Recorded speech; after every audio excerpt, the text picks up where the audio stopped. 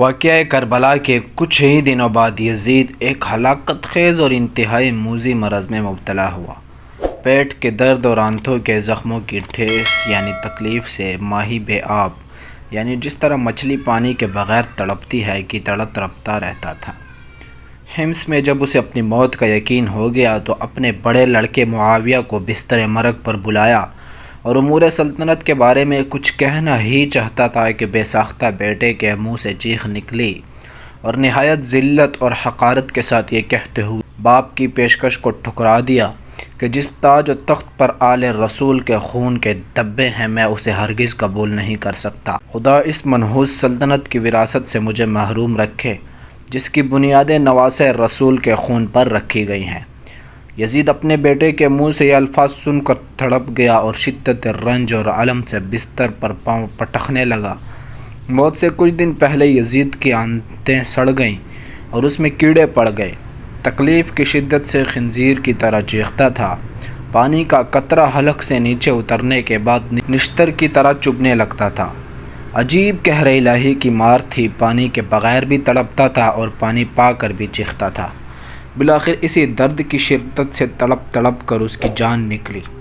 لاش میں ایسی ہولناک بدبو تھی کہ قریب جانا مشکل تھا۔ جیسے تیسے اس کو سپرد خاک کیا گیا۔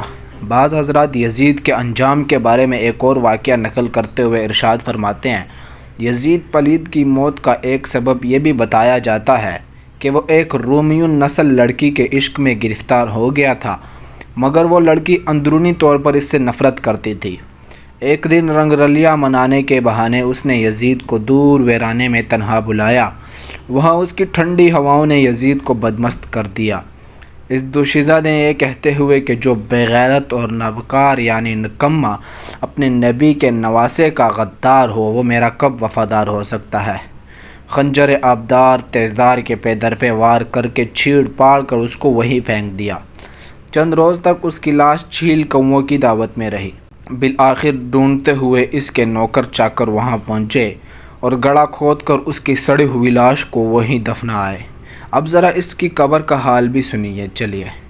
دمشق کے پرانے قبرستان باب الصغیر کے کچھ آگے یزید کی قبر کا نشان تھا، جس پر آج سے کئی سالوں پہلے لوگ اینٹیں پتھر مارتے تھے اور اکثر اینٹوں کا ڈھیر لگا رہتا تھا۔ وہاں اب شیشہ، کانچ اور لوہا گلانے کی بٹی لگی ہوئی ہے۔ اس کارخانے میں شیشے کے برتن بنائے جاتے ہیں۔